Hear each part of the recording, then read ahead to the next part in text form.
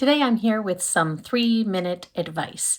And this is based on my latest podcast episode, which is all about managing people. And I came up in tech during the dot-com boom times of the mid to late 90s. And that meant I traveled very quickly from a super junior employee to an employee managing people.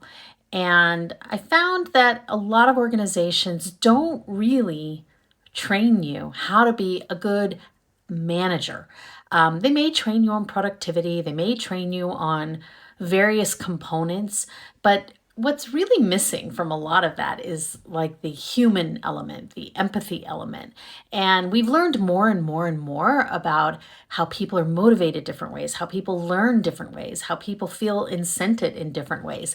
So I feel like that kind of individualization is really what the follow on generations, the younger generations, Gen Z, the younger millennial generation, it's really what they have come to expect because they know we know all this stuff now. So they don't want to be treated like a cog in the machine, and they don't want a top down, dictatorial or authoritarian style of management.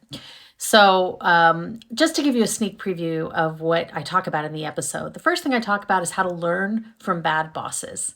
Not just get mentored and get good advice from good bosses, but really put yourself in your own shoes of the time you had a bad manager and what that felt like and how it made you respond. And did it make you work harder? Did it make you work smarter? Did it make you feel more loyal to the company?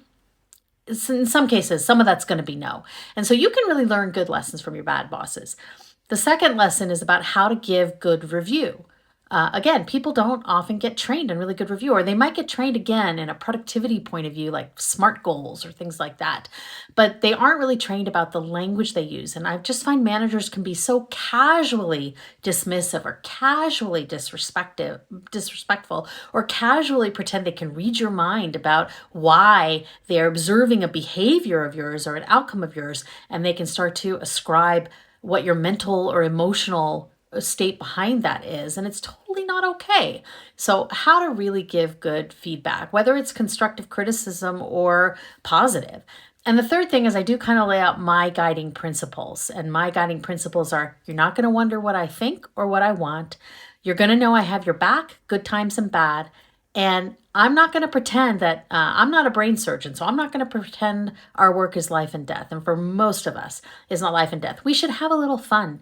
We should enjoy working, and we should not take ourselves too seriously. And you can do all that and still get a lot done and get your goals achieved.